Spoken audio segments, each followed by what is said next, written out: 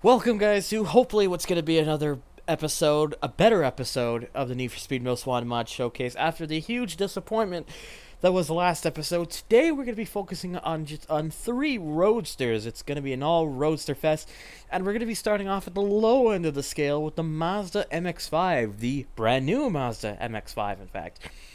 For those of you who may have been watching this series, if you have been watching a while back, you may remember that I did the previous generation MX-5, which didn't really look anywhere near this nicely designed mod-wise, and for the time, when the video was released, was the slowest car to go around the Petersburg track. It's since been broken by other cars, but at the time it was the worst mod I had tested. Let's hope that the new MX-5 mod we have here is nothing like that. Unfortunately, you can't put as many interesting body kit things, in fact, or really any. Really all you can do is just kind of choose to paint, or kind of go with, oops, that's not the one, see, blanks. Go with the contest winners paint where there's 4. Yes, 4, because these are the same. Yeah. You get this really interesting, like mint color here. But we're gonna go with the red because most people who have seen this car be promoted probably recognizes it best in the red. So, with that being said, we're going to head on our way down over to Petersburg, take the MX-5 out first, because we're going to work our way up with the terms of the Roadsters I have here, and give it its 3 flying laps, and the starting lap as well, and see exactly just how fast it goes around the track. Well, we definitely get off the line very well. That's definitely improvement, but whoa. What is that 4th gear? This is apparently a really long 4th gear. At least the handling's really good. It's got really nice and sharp handling. But that 4th gear is huge.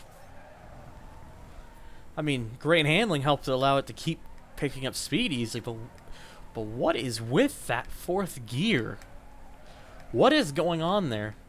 So I can already tell this definitely will not be anywhere near as slow as the old MX-5 that we tested prior to this. But that 4th gear is definitely something different. And the thing is, this is a 6. The game recognizes this car as having 6 gears. I've tested it before. But what is up with that 4th gear? I do not understand.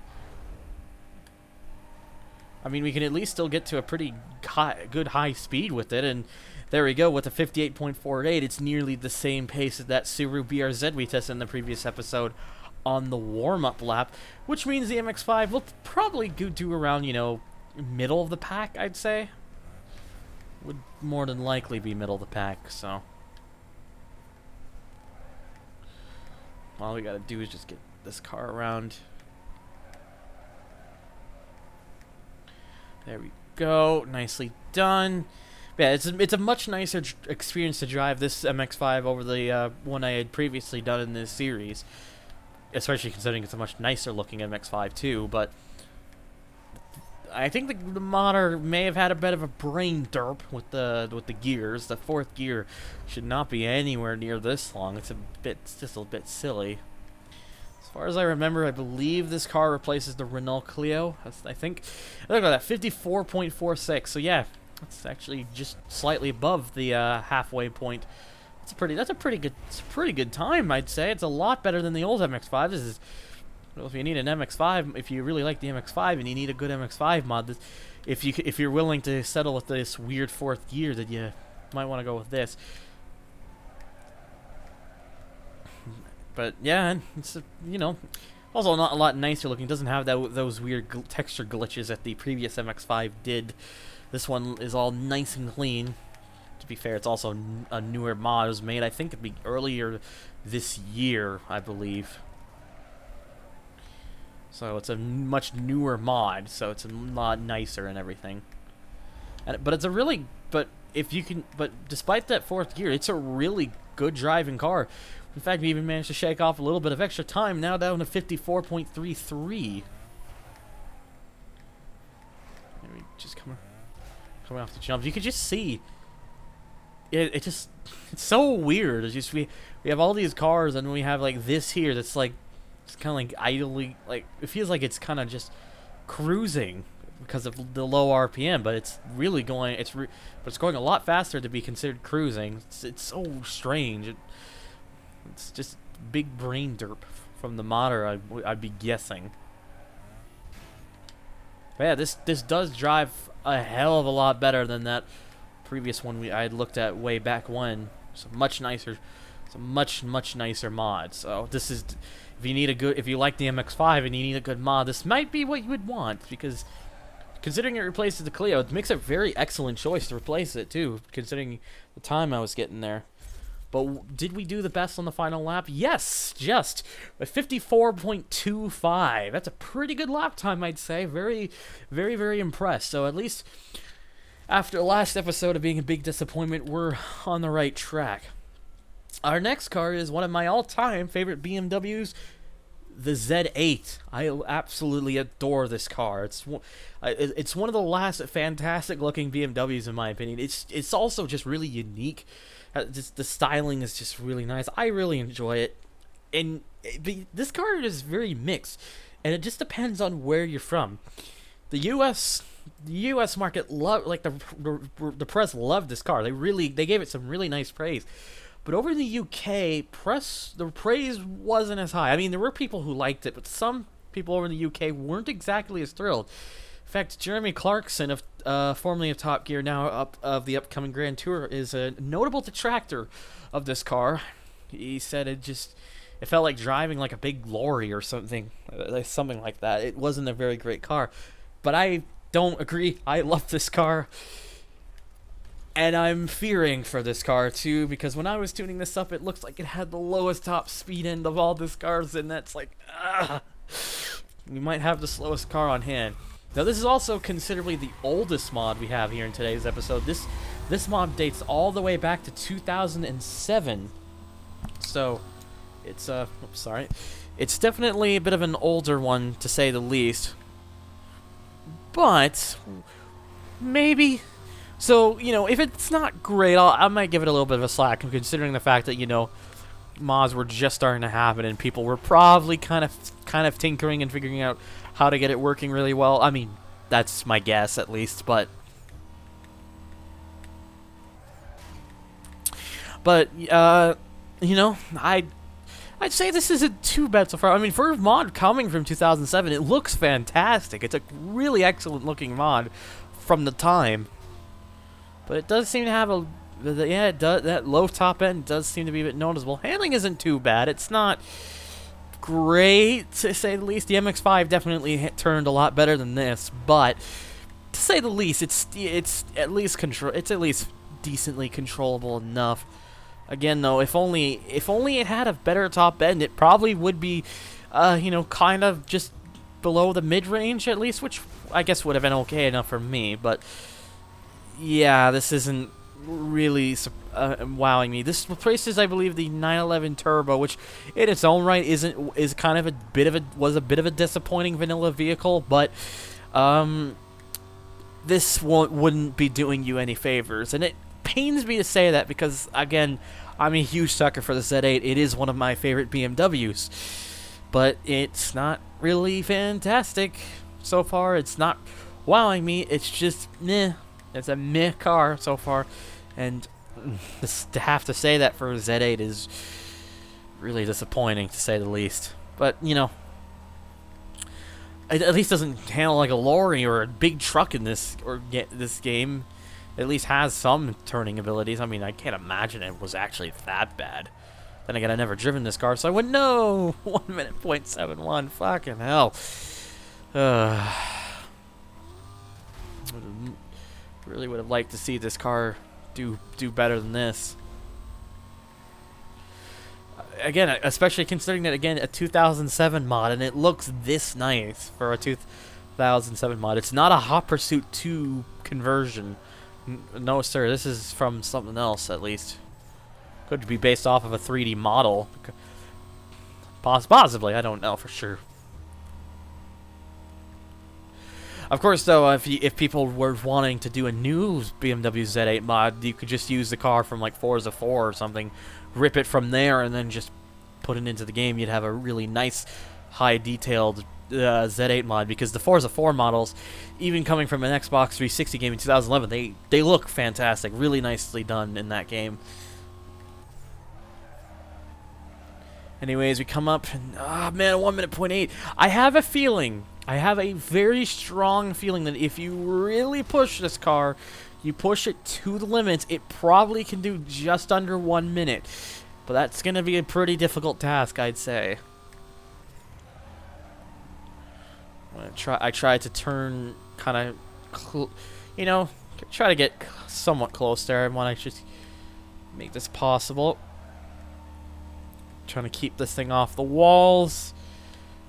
Kind of go straight out to, you know, just kind of keep the pace going up a little bit. As much as I can, at least, because this can only do about just over 190 on this track. I mean, if you were to go on a the freeway, I'm pretty sure 200 would be achievable in this car. So it's not, you know, terrible. It's not absolute bottom of the barrel car, but it's disappointing that it can't really do any better than what I am getting out of this. Anyways, with that final lap, we achieved a oh god damn it, a 1 minute point 06. Just so close to sub 1 minute. Oh, that's gonna pain me. So, you know, fantastic looking mod, but underwhelming performance, and that pains me to say. I remember I was going to change the paint to something a little more accurate, but I guess that blue, people might remember the blue because blue was a color in Opera Suit too. Anyways, regardless of that, our final car of the day is the Mercedes-Benz McLaren SLR Stirling Moss. Just by looking at it, it should be the best. But will it be the best? Well, we're going to have to find out. Again, you can't really do a whole lot to this car, so no real point showing this off. The one thing we're going to change, since this replaces the Fiat Punto, is the color. Since it's a Mercedes, we want it to be, you know, kind of like a silver. We want the car to, you know, be like a silver arrow color. So that's a little bit dark. I'd say this is fine. I mean, it is still a bit on the brighter side, personally. But oh, actually, the gloss looks better. That's a little more silver arrow-ish for me. But that's not the only thing you can do to this car. You can put vinyls on it. Not that they seem to be properly texture mapped. They're not just kind of, oops, I accidentally forgot to take that out or something. You can put them on the car properly like this. What do I want to go for this? Let's go with black. But yeah, I'll just show this. I apologize for using this body stripe one a lot. I just tend to really like the stripe design of this one, so that's why I tend to go with this. Anyways, let's see if the Stirling Moss will, as I believe it should be, just looking at the car, just judging what it is, the fastest car around today's episode. We're at least hoping so. And getting off the line, it's definitely living up to that promise. But what about the turns? Oh, dear. It's another case of a mod that's got some great speed, but some poor handling. My God, I can't escape these. God, like, come on, modders. Again, this is from 2010, so it's a slightly older mod. Older mod. Sorry. This isn't the only Stirling Moss mod. There's another one, but it's a little bit different. It's actually a complete Mercedes-Benz SLR replacement, a complete replacement of the car itself. But the body kit options that you can put on that car, can either turn it into an SLR 722 or an SLR Stirling Moss. This is just a Stirling Moss. And yet it, you know, and it replaces the Punto. But look, the handling is poor on this thing. It is, if this thing had the kind of handling that even the Z8 had, or if it had the handling the MX-5 had, this thing would be damn quick. If it had the MX-5's handling, it'd be a damn quick car around this track. But it is a disaster. A disaster. It's so heavy with the steering, and it just kind of skids into the corner. It's a mess. It should be so much better than this, but it's not. Again, modder. I did a rant the other. If you didn't watch the last episode I did of this, I had a rant at the end where I was so frustrated because the car mods that I had in that episode, which were, if you didn't see the episode, they were the Subaru BRZ, the Opel Speedster Turbo, and the Porsche Cayman GT4. The BRZ was kind of on the lower end. The Speedster Turbo had the modder forgot to make the speed any different, so it went an abysmal 138 with maximum tuned parts. And the Cayman GT4 was too heavy on the steering. Not as bad as this, but still bad. I just kind of went into a bit of a... Oh, God damn it. I kind of went into a bit of a rant. Because it's like... If any of you guys out there watching this video are modders of the game, I will try to define it that the best way to make a mod for this game, have a car, at least performance-wise, at least do what it should do. I mean, if it's like a Lada, like a standard road-going Lada or something, then I'd probably understand it not doing particularly well. And if it's like a bus, then of course I understand that being on the slower end. But at least don't make the cars turn like this. When you're making a car in the game, make sure it can at least turn. Like, don't use some of the other car mods around that are similar in its real life performance field. It's something to compare it by. If a mod for that particular car already exists, make it so that it has the same kind of turning ability as the majority of the standard vanilla cars in the game. Because then you have a car that can probably do very well, and also be competitive in the same kind of way. If you're someone like me, that some stuff like that really matters. In terms of what I like to see out of a car mod, and this just doesn't do that. I mean, I will give benefit of the doubt. At least the modder who made this did go to their way of making this perform, like top end wise, about as it probably should. But the handling is such a letdown that all that the Z8 manages to catch up from its lower top end just because it can turn better than this. The best I was able to get out of this was a 1 minute .90, which means this is the slowest car we've had in today's episode, and it's the car that in hindsight really should be the fastest. What a backwards episode, I tell ya. As always, we come over to the leaderboard, and by far and away, the fastest car of the day was the ND generation Mazda MX-5, doing a 54.25 second lap time, putting it into 48th place. Replaces the Renault Clio V6 and was requested by 04567. Then we have to go quite a bit ways down into 115th place. For the BMW Z8, as it did a time of 1 minute .06, it replaces the Porsche 911 Turbo S and was requested by the real Emile. The only vanilla car it beats out is the CLK 500, but as you can see, it's very closely down on the Monaro VXR, GTO, and DB9. And finally, in last place of the day, and 123rd, is the Mercedes-Benz McLaren SLR Stirling Moss, simply just due to its very poor handling. Doing a time of 1 minute .90, replaces the Fiat Punto, even though it should have replaced the SLR. Though to be fair, just judging how bad this mod is, it's probably good that it didn't. And was requested by Q96. Anyways, stay tuned for the next episode, and as always, guys, if you want to follow me on Twitter, donate to my Patreon, or join my forum boards, the links for that are all in the description box down below. And as always, guys, thank you so much for watching, and take care.